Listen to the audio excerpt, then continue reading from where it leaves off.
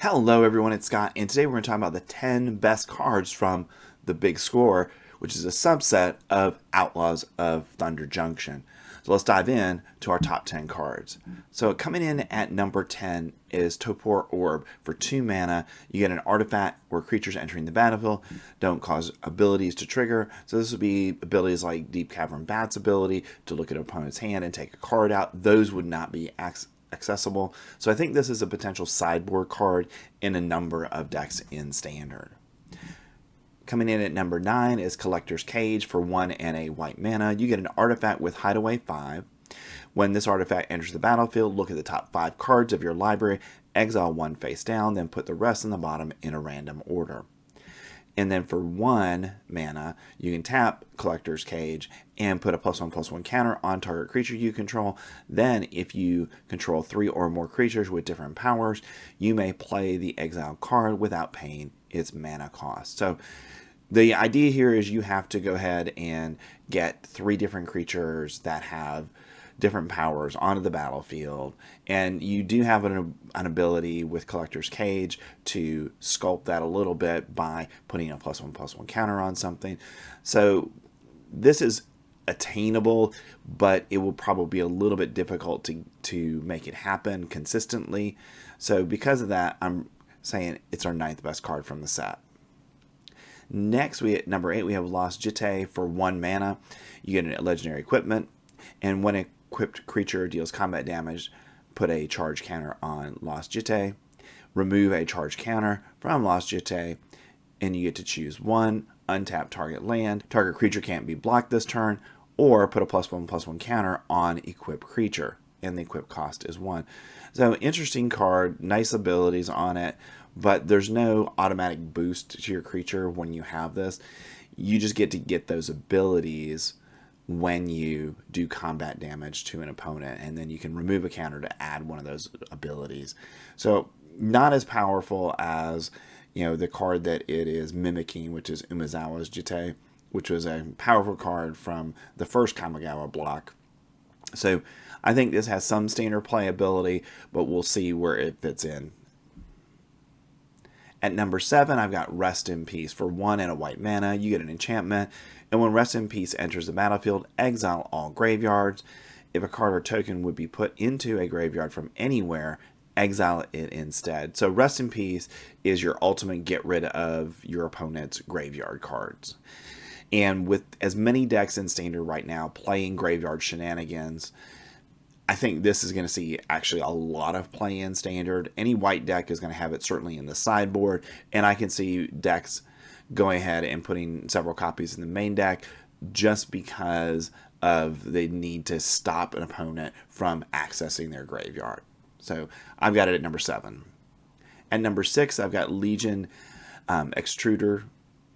For 1 and a red mana, you get an artifact, and when Legion Extruder enters the battlefield, it deals 2 damage to any target. So enter the battlefield, do 2 damage, and then you can pay 2 and sacrifice another artifact and create a 3/3 colorless Golem artifact creature token.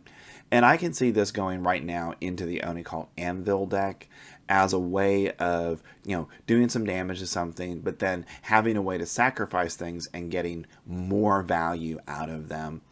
So this, I think, will fit into that deck fairly well. And number 5, I've got Pest Control. For a white and a black mana, you get a sorcery, and you get to destroy all non-land permanents with mana value 1 or less, and it does have cycling too. So I think this is at a minimum a sideboard card, because we definitely have enough decks out there in Standard, like the Boros Convoke deck, that have mostly 1 mana creatures or less that they're playing. So this will wipe out their board for the low cost of 2 mana. And for the most part, probably protect your own creatures, because the decks that are going to play this, whether it's an Orzhov deck or an Esper deck, most of their creatures are 2 mana or above, so this wouldn't even affect those. And if it's put in the main deck, it's there simply to cycle if you don't need it in a particular game. So I think this has got definite Standard playability, and we'll see Standard play. Next, at number 4, I've got Simulacrum Synthesizer. For 2 and a blue mana, you get an artifact. When Simulacrum Synthesizer enters the battlefield, you get to scry 2.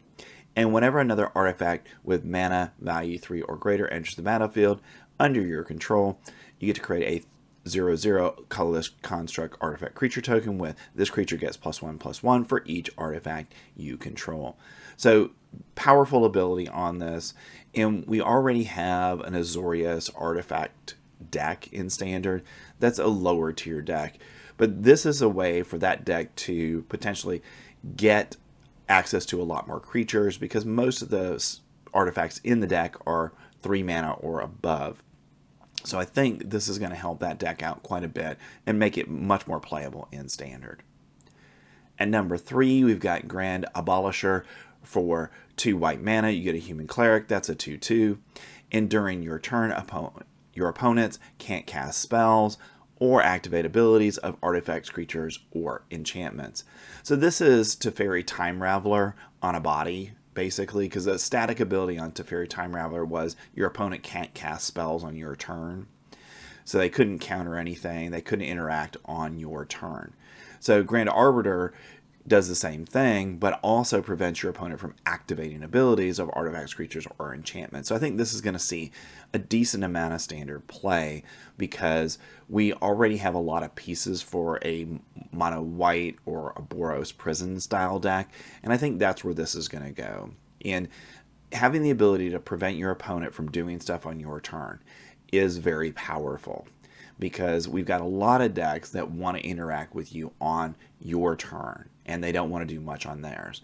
So as a result of that, this is going to see, I think, a good amount of Standard play. And this is our second reprint of the day that we're talking about. The first was Rest in Peace. And these cards have seen play in a wide variety of formats. And this is going to bring both of those cards into Pioneer as well. So that means that the Pioneer decks are going to get a little bit of a shakeup with these cards as well. Next, we've got at number 2, Omen Path Journey. For 3 and a green mana, you get an enchantment. When Omen Path Journey enters the battlefield, search your library for up to 5 land cards that have different names, exile them, then shuffle. At the beginning of your end step, choose a card at random, exile with Omen Path Journey, and put it onto the battlefield. Tap. So this is a 4 mana enchantment that ramps you, and it ramps you 5 different lands. So already in Standard, we have a bunch of decks that have 5 different lands that they're playing, or more in some cases. So I think that part of it won't be a problem in Standard. The issue I see with it potentially is that it's in green, but I think that won't be something that will be too difficult to overcome. So I think this is going to find its way into decks that are already doing things to ramp themselves.